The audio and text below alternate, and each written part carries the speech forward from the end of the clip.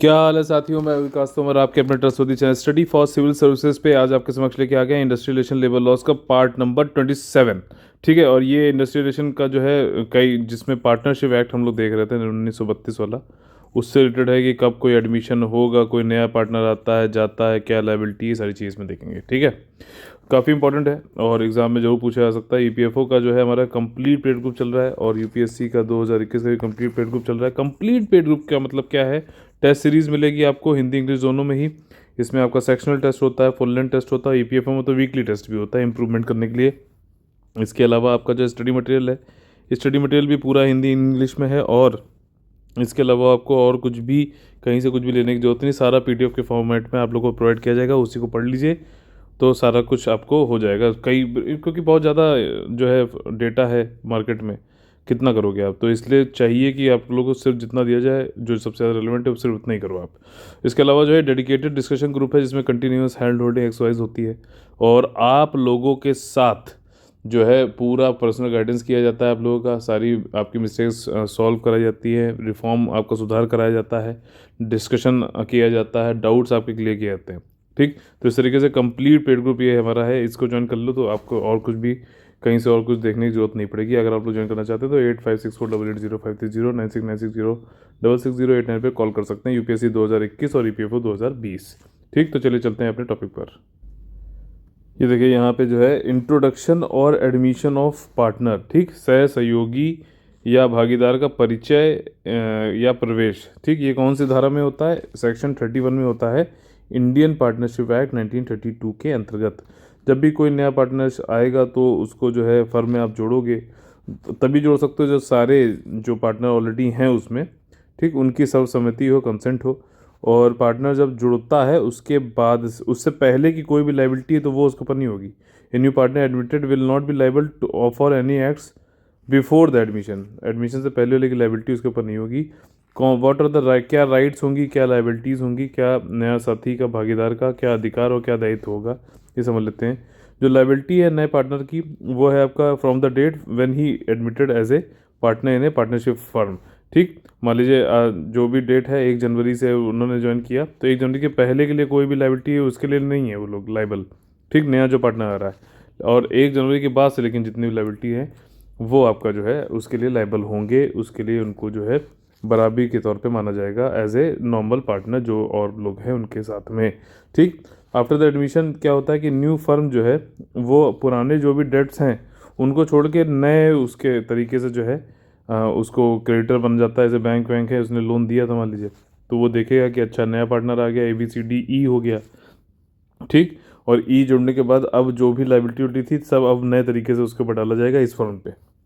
ABCDE पहले D तक था, तो फिर अब उसका जो है डेप्टर जो नया फर्म है वो मतलब आपका डेप्टर बन जाएगा, मतलब कि लोन जिसने ऋण ले रखा है। ठीक, इसको हम नोवेशन भी बोल सकते हैं। Novation it can be done only when the creditors gives the consent, और ये तभी हो सकता है जब क्रेडिटर इसका जो है, क्रेडिटर कौन हुआ? बैंक हुआ यहाँ पे जो लोन दे रहा है। ठीक, क्रेडिटर जो है इसकी रिकमेंडेशन देगा, कंसेंट देगा, तभी इसको जो है किया जा सकता है। ठीक, कि नया जो है जब नया पार्टनर जुड़ गया उसके बाद से नई फर्म बनी तो पुरानी वाली जो भी लाइबिलिटी या डेप्ट थी वो भी अब नए तरीके से इन पे जोड़ के लगाई जाएगी। ठीक है, अगला क्या है देखो, अब रिटायरमेंट ऑफ पार्टनर सेक्शन 32, साथी की सेवानिवृत्ति। ठीक है, अब 32 में ये कहा गया है कि जब भी पार्टनर रिटायर होता है तो उससे रिलेटेड चीज़ें बताई गई हैं इसमें। सेवानिवृत्त व्हेन द पार्टनर विड्रॉज कर जाता है तो पार्टनरशिप बाय डिजॉल्विंग इट। ठीक, पूरी फर्म को डिजॉल्व कर दिया उन्होंने, ख़त्म कर दिया, ठीक, भंग कर दिया, तो then it is dissolution but not retirement. तो उस समय अगर आप डिसॉल्व कर दे रहे हो फर्म को तो डिसोल्यूशन हो रहा है। ठीक, रिटायरमेंट नहीं हो रहा है।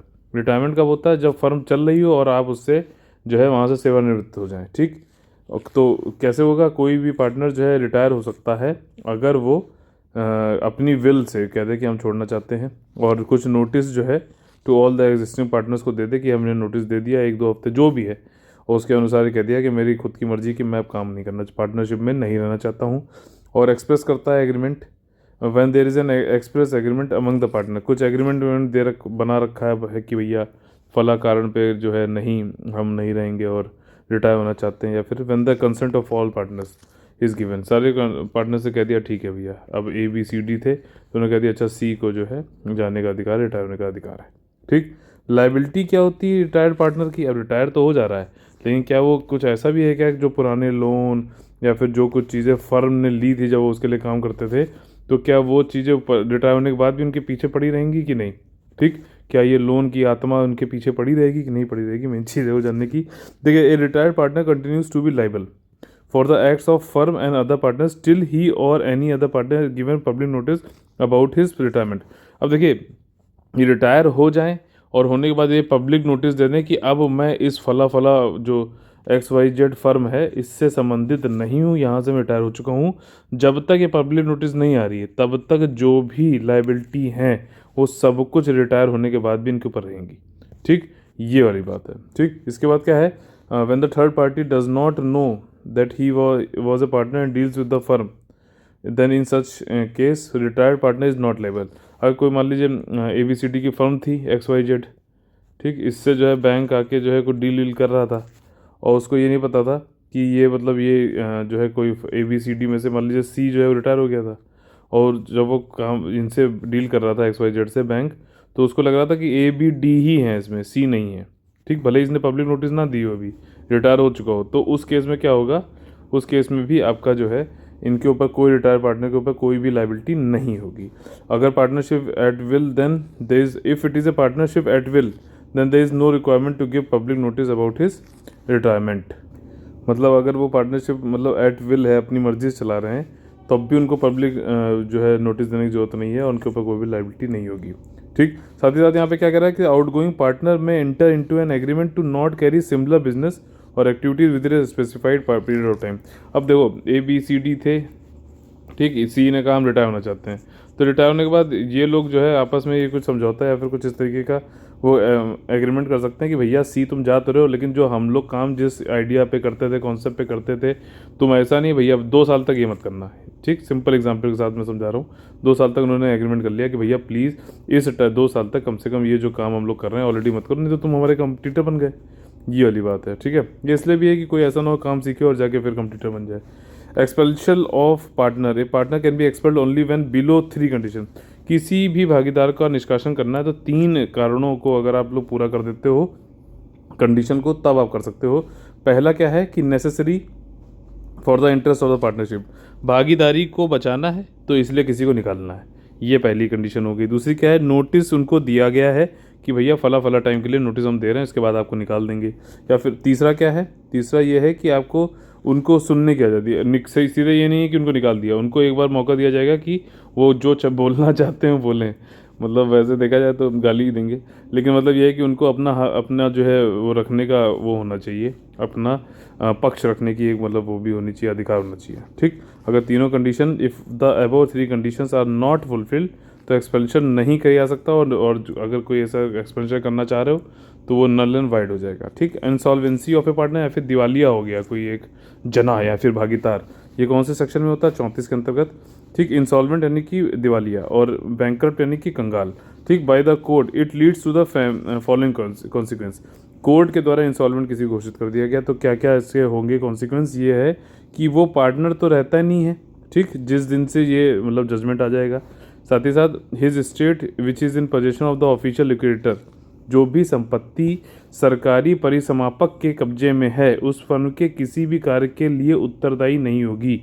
ठीक, मतलब ये है कि अगर इसको निकाल दिया गया है यहाँ से, ठीक है, इनसे मतलब ये दिवालिया हो चुके हैं, तो जो भी संपत्ति है जो कि सरकारी परिसमापक के पास में है, वो संपत्ति जो है इस फर्म के लिए जिसके लिए काम करते थे और दिवालिया हो गए XYZ के लिए, जो भी कार्य के लिए उत्तरदायी नहीं होगी। ये नहीं है कि इन्होंने जो लोन लिया था तो ये संपत्ति बेच के और फिर जो है उसका XYZ का जो है लोन का भरपाई की जा रही है, चाहे साझेदारी बाद में ख़त्म हो या ना हो। ठीक, ये वाली संपत्ति नहीं जाएगी। साझेदारी फर्म दिवालिया साथी के किसी भी कृत्य के लिए उत्तरदायी नहीं होगी। Partnership ceases to be liable for any act of the insolvency partner. Partnership इसलिए सिर्फ नहीं खत्म हो जाएगी कि कोई जो दिवालिया पार्टनर है वो जो है to be liable for any act, जो भी ये काम कर रहा है, जो पार्टनर निकल रहा है इंसॉल्वेंट हो गया, उसने कोई कार्य किया था तो उसके लिए लाइबिलिटी पार्टनरशिप की नहीं होगी, ये वाली बात है। ठीक है, तो लिमिटेड लाइबिलिटी भी इसको एक तरीके से कह सकते हो आप। ठीक है, इसके बाद क्या कह रहा है? अगला क्या है? मृत व्यक्ति की संपत्ति की देयता यानी कि liability of state of a deceased person section 35 के अंतर्गत है। Generally the partnership comes to an end on the death of the partner, but if there is a contract between the partner to continue with the partnership on the death of the partner. देखो ABCD हैं, ठीक, अभी इनके बीच में partnership है, C खत्म हो गया मान लीजिए, मतलब इनकी डेथ हो गई तो पार्टनरशिप एंड हो जाती है, ठीक, पूरी। लेकिन अगर इन्होंने अनुबंध कर रखा है, कुछ कॉन्ट्रैक्ट बना रखा है कि भाई किसी के ख़त्म होने पे जो है ये पार्टनरशिप रुकेगी नहीं, फर्म चलती रहेगी, तो बात अलग है, ठीक। और देन द सर्वाइविंग पार्टनर जो भी बचे, C मान लीजिए ख़त्म हो गया, ABD बचे, कंटिन्यूज विद द बिजनेस, और डिसीज पार्टनर की जो भी संपत्ति है from any of the liability act, और ये वाली चीज़ है, ठीक।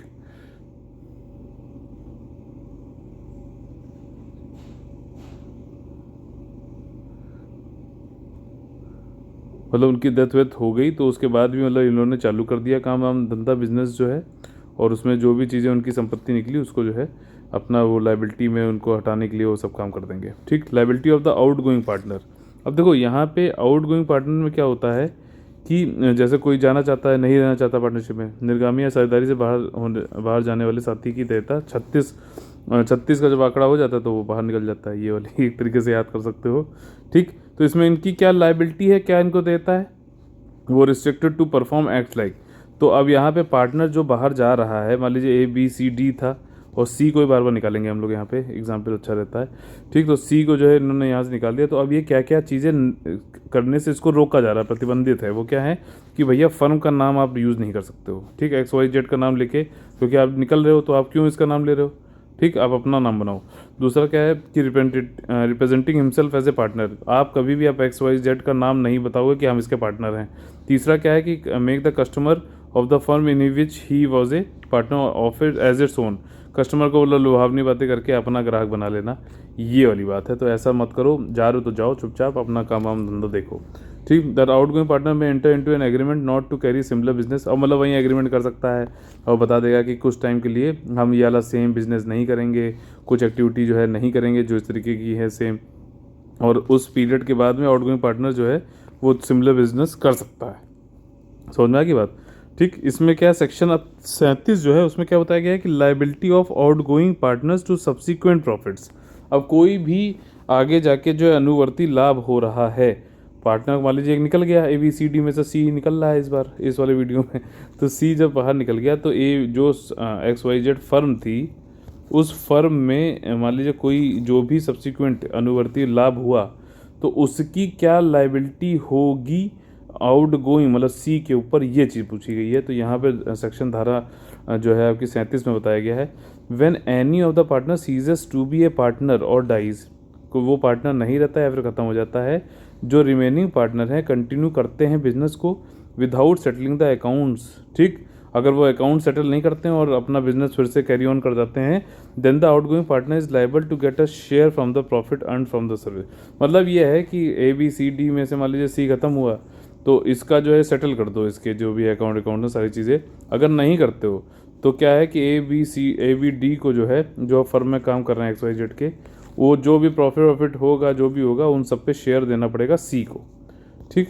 जिस डेट से वो सीज हो गए हैं, मतलब आप पार्टनर की तरीके से नहीं रहे, और शेयर में भी attributable to the use of a share of his property, और 6% मतलब 6% तक का ब्याज मिल सकता है उनकी शेयर जो भी है प्रॉपर्टी में उससे रिलेटेड। जो surviving partner has a option to purchase the share of the deceased partner. अब जो भी जैसे ABCD थे तो इसमें जो C तो ख़त्म हो गया, A, B और D जो है ये इनके पास एक ऑप्शन होगा कि विकल्प होगा कि ये शेयर जो भी है C का वो खरीद लें, ठीक। और if they purchase it then the deceased partner have no right. अब उसके बाद जब परचेज कर लिया तो इन्हीं लोग की हो गई, तो उसके बाद C के पास कोई भी राइट नहीं कि वो कहे कि हमको जो है प्रॉफिट दो, ये सारी चीज़ें हैं, ठीक। डिसोल्यूशन ऑफ द फर्म, अब यहाँ पे कह रहा है कि विघटन हो जा रहा है किसी फर्म का, तो ये किस धारा में संबंधित है, किस धारा में इसके बारे में उल्लेख किया गया है, 39 से लेकर 44 तक, ठीक। Dissolution of the firm. अब देखना समटाइम्स ऐसे भी सर्कमस्टांसेस आ जाते हैं कि फर्म को डिसॉल्व करना पड़ता है, अरे हो जाता है पार्टनर के बीच में लड़ाई हो गई, कुछ हो गई, प्रॉफिट नहीं हो रहा है, लॉस हो रहा है बिल्कुल, या कुछ और ऐसी पॉलिसी आ गई कि उनकी जो है बिल्कुल बैंड बच गई या जो भी हुआ, तो डिसॉल्व करने वाले हैं फर्म को। तो समटाइम्स से फर्म ये डिसॉल्व वॉलंट, कभी कभी तो खुद स्वेच्छा से ही हो जाती है, कहीं कहीं जो है और कोर्ट ऑर्डर करती है भैया बंद करो, बहुत हो गया। ठीक, तो ऐसी सारी चीज़ें प्रिस्क्राइब किस में करी गई हैं, सेक्शन 39 से 44 में बताया गया है पार्टनरशिप फर्म के डिसोल्यूशन से संबंधित। Even when the partnership dissolve then it gives certain rights and liabilities to the partners. अगर पार्टनरशिप डिसॉल्व भी हो गई है, मान लीजिए भंग भी हो गई है, उसके बाद भी जो पार्टनर है उनके कुछ राइट्स और अधिकार रहते हैं। ठीक, ये भी इसके बारे में बताया गया है 39 से 44 के बीच में। ठीक, liability of partners in different situation, जो भी विभिन्न स्थितियों में भागीदारियों की देयता क्या होती है, ये वाली बात है।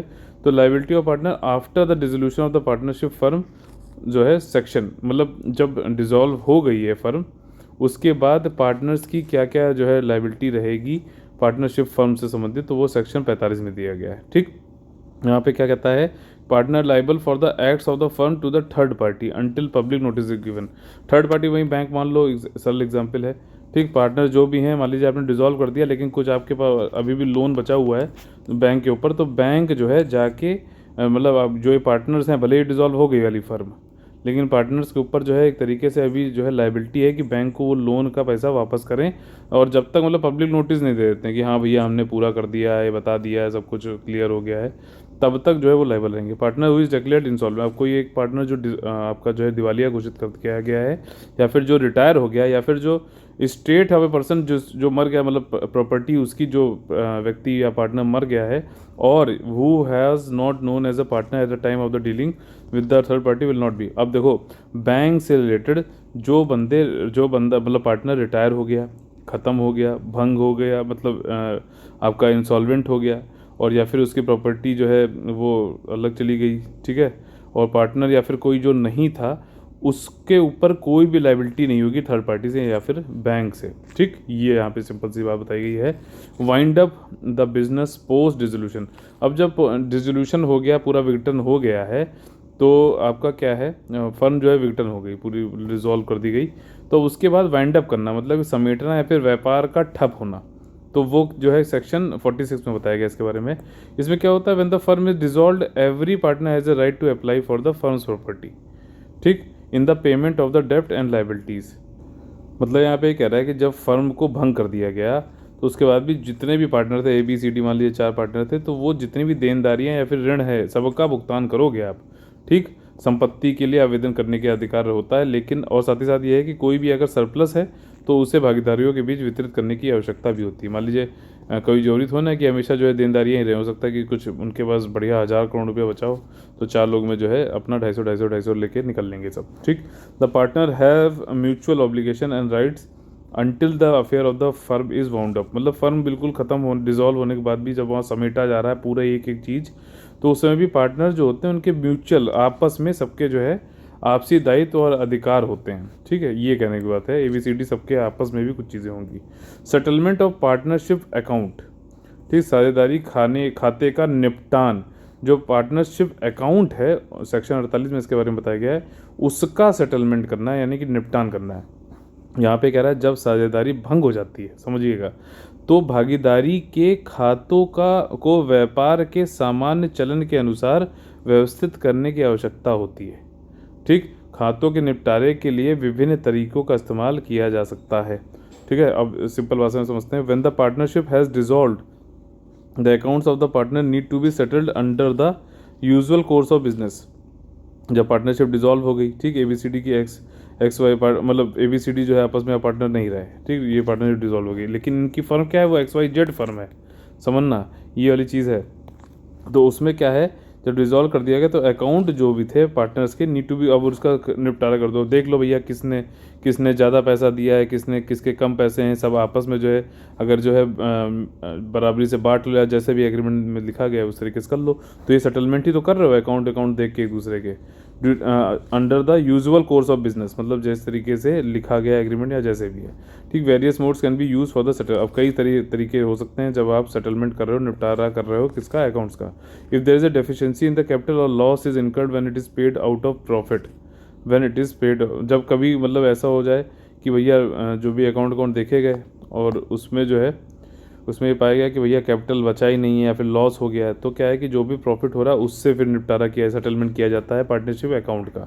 अगर पार्टनरशिप भी जो प्रॉफिट है वो भी नहीं है, सफिशिएंट नहीं है, और या फिर प्रॉफिट हुआ ही नहीं है, then it is paid out by the capital. Capital क्या होता है, जब भी कोई पार्टनरशिप फंड बनता है या फिर फर्म बनती है तो वो क्या होती है, शुरुआत में कुछ मान लीजिए 4 लोग थे तो उन्होंने 25-25 हज़ार रुपये मिला के 1 लाख रुपए जमा किया था, तो ये जो कैपिटल इसको बोलते हैं। तो उस कैपिटल से उसका निपटारा करो उन अकाउंट्स का, मतलब सेटलमेंट करो। और and by the partners if necessary, अगर कैपिटल भी नहीं है तो पार्टनर से आपस में बात करो कि पैसा तो दे के अकाउंट को ख़त्म किया जाए, अकाउंट को बैलेंस किया जाए, ठीक है।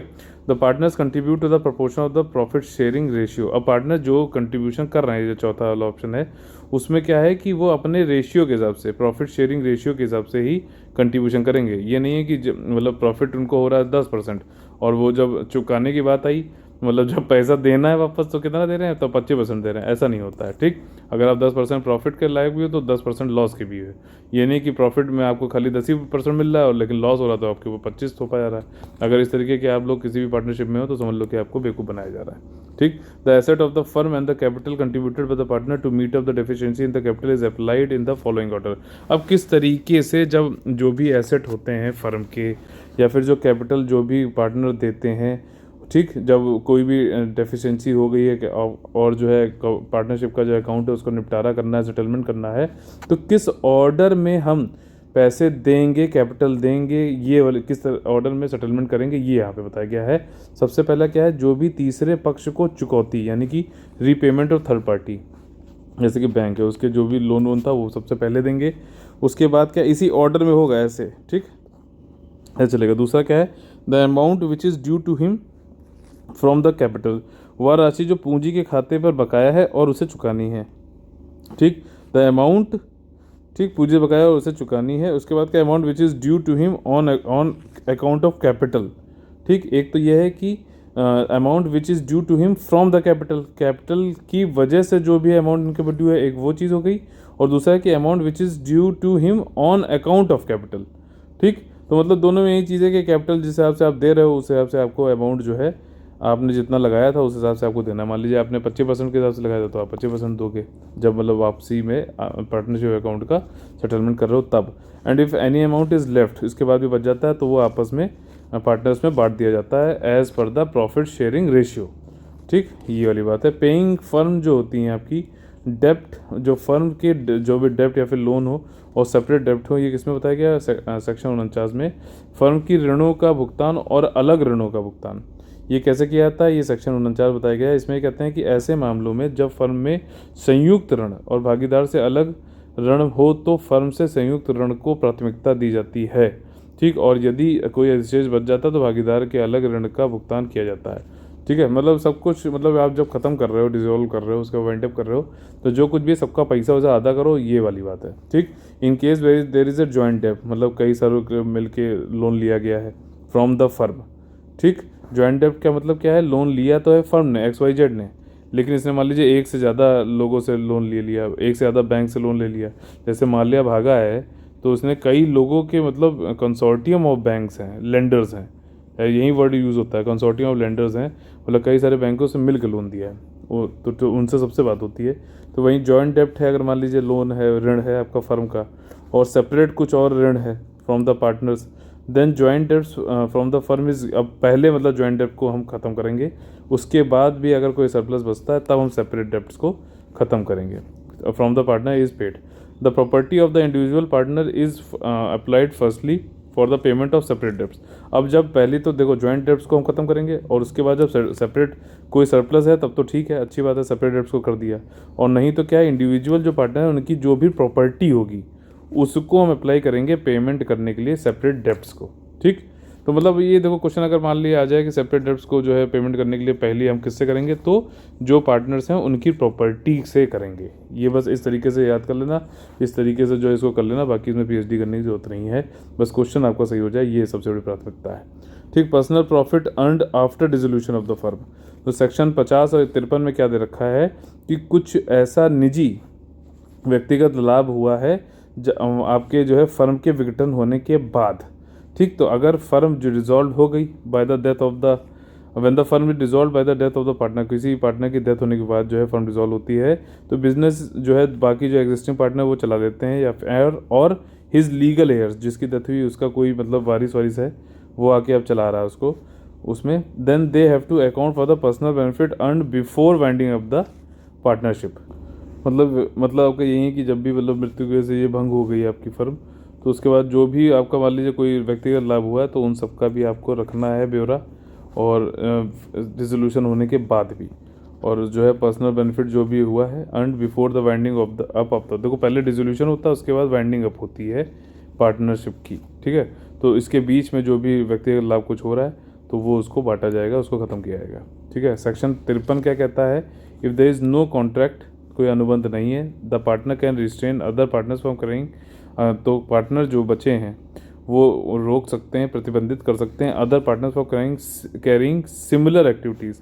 मतलब जैसे XYZ वाली कंपनी जो है टेलरिंग का काम कर रही है, इसमें ABCD जो है पार्टनर्स थे, ठीक, और इनके बीच में कोई अनुबंध नहीं मान लीजिए, और B जो है निकल गए, और तो इन्होंने जाके फिर से इन्होंने भी टेलरिंग की दुकान चालू कर दी, तो यहाँ पे ये लोग आपस में ACD जो है ये रोक सकते हैं सिमिलर एक्टिविटी करने से, मतलब B को टेलरिंग का ही काम करने से, ठीक। और टेलरिंग का ही जो नाम है XYZ ये भी यूज़ नहीं करने देंगे काम नाम, और साथ ही साथ जो भी फर्म की प्रॉपर्टी है उसको अपने बेनिफिट के लिए नहीं यूज़ करने देंगे जब तक वाइंडिंग अप नहीं हो जाता है प्रॉपर्ली फर्म का, ठीक। इसके बाद क्या है, return of the premium on the pre mature dissolution of the आपका फर्म के समय से पूर्व विघटन पर प्रीमियम का अधिशुल्क की वापसी, ये कह रहे हैं यहाँ पे। मान लीजिए कि प्री मैच्योर 5 साल तक के लिए पार्टनरशिप थी, लेकिन मान लीजिए 2.5 साल में ही जो है ये इसका डिसोल्यूशन हो गया, तो जो भी आपने प्रीमियम दिया था पार्टनरशिप बनाने के लिए उसको वापस कर दिया जाएगा। ये वाली बात किस में कही गई है, सेक्शन 51 में बताया गया। इसमें क्या है, when the firm is dissolve before the expiry of the fix period then the partner paying a premium can receive a return of a reasonable part of the premium. तो जो भी पार्टनर थे जिन्होंने जो भी प्रीमियम दिया था, मान लीजिए ठीक 25%, मतलब 1 लाख रुपए दिया था, 1 लाख और 4 लाख टोटल थे, 4 पार्टनर थे, तो उन्होंने 25% के हिसाब से अपना प्रीमियम उनको एक मिल सकता है वापस, ठीक। Such rules are not applicable in case when the partnership dissolved by, ठीक। अच्छा, अब ये जो पार्टनर जिसको प्रीमियम मिल रहा है उसको प्रीमियम नहीं मिलेगा अगर जो कुछ कंडीशन नीचे यहाँ बताई गई हैं वो उनसे रिलेटेड कोई चीज़ है तो वो क्या कंडीशंस हैं। मान लीजिए जो पार्टनर है वो मिसकंडक्ट करता है पार्टनर में, और पार्टनर पेंगे प्रीमियम, तो ये सेक्शन 52 में बताया गया है, प्रीमियम का भुगतान करने वाले साथी का दुराचार, ठीक। इसमें क्या है कि भाई साहब इन्होंने कुछ धोखाधड़ी कर दी है, कुछ कर दिया है, तब थोड़ी ना इनको प्रीमियम देंगे, तब इनसे कहेंगे भैया कि ऐसा तुमने क्यों किया, तुमको कुछ नहीं मिलेगा। When the partnership arising from the contract is रिसाइंडेड, मतलब वहीं धोखाधड़ी, फ्रॉड कर दिया, मिसरिप्रेजेंटेशन कर दिया, मनी का मतलब बताया गया था कुछ के लिए और किया गया कुछ के लिए, ठीक। क्या किया गया था, मान लीजिए किसी मशीन खरीदने के लिए, और उसमें से पैसे बचा के गाड़ी वाड़ी खरीद ली इन लोगों ने। After death of the firm, death of the firm is paid the line or the on the remaining asset. अब देखिए इसमें यहाँ पे ये कह रहा है कि जब डेप्ट हमने फर्म की पेड कर देंगे, ठीक, तो अब मतलब यहाँ पे क्या है कि वही है ना कि कौन से ऐसे लोग होंगे जिनको हम नहीं देंगे। यहाँ पे बताया था ना कि किस, मतलब वैसे तो प्रीमियम वापस किया जाएगा, लेकिन कौन से ऐसे पार्टनर हैं जिनको नहीं दिया जाएगा। एक तो धोखाधड़ी कर रहा है, दूसरा है कि धोखाधड़ी के साथ साथ जो है मिसरिप्रेजेंटेशन भी कर रहा है, ये सब का फ्रॉड कर रहा है, साथ ही साथ जो है आफ्टर द डेप्ट of the firm is paid, पर जो फर्म थी उसका लोन वोन चुकाया जा चुका है, तो अब क्या है उसके बाद ऋणाधिकार का भुगतान किया जाता है। ऐसे पक्ष द्वारा लिए गए किसी भी ऋण के भुगतान के लिए उन्हें एक लेनदार माना जाता है। तो will be treated as a, जो पार्टनर है वो जिसने ये सब काम किया है, ठीक, जिसको नहीं देंगे हम, क्रेडिटर की तरह होता है, उसको माना जाता है। He will be treated as a creditor for the payment of any debts made by him, payment of any debts made by him, मतलब उसने जो भी लोन लिए थे, ठीक, तो अब उसको जो है क्रेडिटर की तरह माना जाएगा कि उसने खुद लोन दिया था, ना कि लोन लिया था। तो अब उसको जो है लाइन, ये ऋणाधिकार फर्म का जो है जो भी लोन था उसको वापस कर दिया, और उसके बाद लाइन ने मतलब रिमेनिंग एसेट जो बचे हैं अब उसमें जो ये वाला पार्टनर है जिसको प्रीमियम मिलना चाहिए उसको अब प्रीमियम नहीं मिलेगा, क्योंकि उसको हम क्रेडिटर की तरह मान रहे हैं और उसको तो अब पैसा देना है बल्कि, ठीक है, ना कि उसको मिलना है, तो प्रीमियम उसको नहीं मिलेगा। और एक इसमें यह भी है कि एक indemnity from the partners guilty of misrepresentation of fraud against all debts और फर्म के सभी ऋणों के इतर गलत बयानी, धोखाधड़ी ये सब कोई कर रहा है तो उसको प्रीमियम क्यों देंगे, साफ सीधी बात है, ठीक। इसके बाद क्या है, सेल ऑफ गुडविल आफ्टर, ये क्या आ गया, sorry, sale of goodwill after dissolution of firm, ये सेक्शन 55 में दे रखा है कि गुडविल, ये पूछ सकता है अलग से कि गुडविल का सेल हो रहा है डिसोल्यूशन हो जाए फर्म के बाद, तो वो किस सेक्शन में दिया है, तो सेक्शन 55 में दिया गया है। गुडविल एक तरीके का एसेट होता है। एसेट का मतलब क्या होता है, कुछ पैसा कमा के देता है अगर कोई चीज़, तो उसको एसेट बोलते हैं हम लोग, ठीक। तो अब ये गुडविल एक एसेट की तरह है। एसेट भी मतलब गुडविल भी एक एसेट में जोड़ा जाता है और सेटल किया जाता है इसका अकाउंट जब डिसोल्यूशन हो चुका है किसी फर्म का। इसको गुडविल को आप सोल्ड कर सकते हो अलग से separately with other asset. Once जब जो है डिसॉल्व हो गई है कोई फर्म, तो गुडविल भी हम सोल्ड करेंगे उसको। देन एनी पार्ट जब सोल्ड हो गई, ठीक, डिसॉल्व हो गई, गुडविल भी सोल्ड हो गई, then any partner can carry on the similar business. उसके बाद जो है वहीं ट्रेडिंग वाला काम, मान लीजिए जो भी पार्टनर था ABCD में से, वो जाके सिमिलर बिजनेस यानी कि ट्रेडिंग का ही काम कर सकता है और एडवर्टाइज कर सकता है business competing with the buyer of the goodwill, ठीक है। ये वाली, तो मतलब जिसने भी गुडविल खरीदी, मान लीजिए देखो गुडविल क्या है, टाटा की गुडविल आपको पता है बाकी जो है कंपनियों से अच्छी है। तो मान लो कभी टाटा ने अपना जो है डिसोल्यूशन हुआ उसकी फर्म का, जो कि कभी मुझे लगता है निकट वर्ष में होगा, तो उसके बाद जो उन्होंने अपनी गुडविल बेची, मान लीजिए किसी फलां को बेच दी, ठीक। तो अब जो ये वाले जो पार्टनर्स थे, अब ये क्या है कि एडवर्टीजमेंट भी कर सकते हैं और सिमिलर काम भी कर सकते हैं, ये वाली चीज़ है, ठीक। पार्टनर्स आर प्रोहिबिटेड, लेकिन पार्टनर्स जो है कुछ चीज़ों से प्रतिबंधित भी रहेंगे कुछ कार्य करने से। वो क्या है कि भैया सेम नेम यूज़ नहीं करेंगे, वही सारी बातें हैं। अपना जो है represent himself as carrying the business, ये भी नहीं दिखाएंगे कि हम भैया जो फला जो टाटा वाले ही थे हम वही हैं। और ये भी है कि